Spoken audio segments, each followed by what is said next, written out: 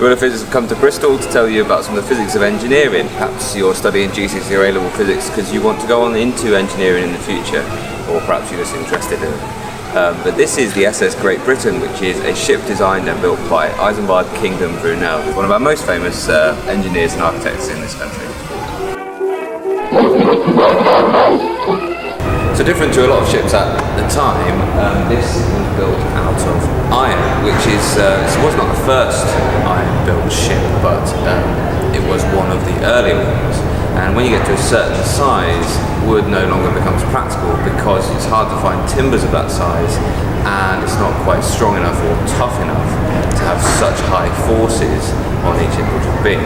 But there is a problem with iron, which is that it's susceptible to rusting.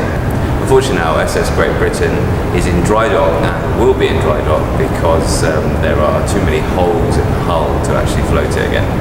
Floating and sinking is all about balance or imbalance of weights downwards and upthrust upwards. Now we can calculate the upthrust of something by using Archimedes' principle.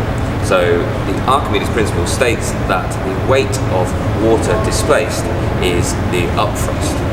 So if we know the volume of water displaced and we know the density of water, we can calculate the upthrust, because that will be density times volume times g, gravitational acceleration, will give you the weight of water displaced. And if it's floating, then the force of upthrust will be balanced with the force of the weight of the ship. Clearly, iron is a very dense material, so you need to have quite a large volume and quite a lot of air in there, so the average density of the boat can be low enough so that the boat will float in water.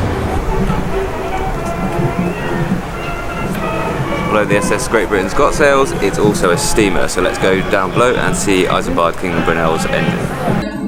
So Brunel's steam engine was 1,000 horsepower, which that's quite a lot, but actually that's the same power as a Bugatti Veyron, so I don't know whether that makes you feel like the Bugatti Veyron's got a lot of power or this steam engine's got a lot of power, but it certainly is quite a lot of power. Although it's turning quite slowly, it would have been turning all that much faster than this when it was developing all that power.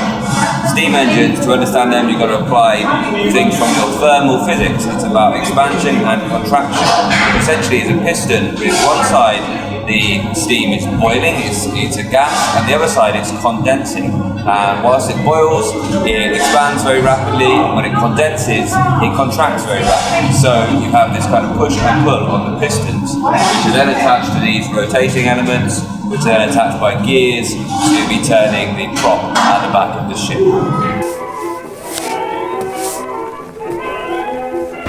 So one of the things that did make the SS Great Britain different was use of a propeller, a screw propeller, underneath the waves, underneath the water, rather than the paddles on the side of steamships, which were common at the time. It's more effective in a rougher season and less likely to get damaged. Also, Brunel changed the design of the rudder, clever use of the principle of moments to make it easier to steer. So I hope that was interesting to you. Historical engineering is very fascinating, but it's also an example of where you've got to combine different areas of your physics to really understand the context. So if they gave you a tricky context like this ship, then they might be asking you questions on thermal physics, on structure, on forces, on dynamics, on material properties. There's loads of different parts that they could combine, on Archimedes' principle. Okay, so be aware of that. Be resilient and be fluent in the kind of different areas of physics. This has been Guerrilla Physics. I hope it's been helpful. I'm all about making physics more interesting, so you get more confidence, so you understand more, so that you do better in those exams.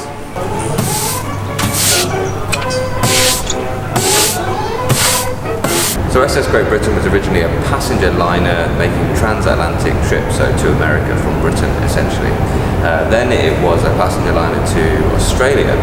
And finally it was a cargo ship when it was no longer luxurious or larger enough to be a passenger liner at that time. It had a really long service from 1845 to 1933, which is pretty incredible for any ship really to be used for that long. It was damaged eventually off the coast of Cape Horn, which is the very bottom of South America, and they limped it after this storm into the Falklands Islands, where it was left for many years to just kind of rust and be kind of picked apart by trophy hunters and things like that. And then it was floated across from the Falkland Islands in 1970 and came back to this dry dock, where it was actually built in Bristol.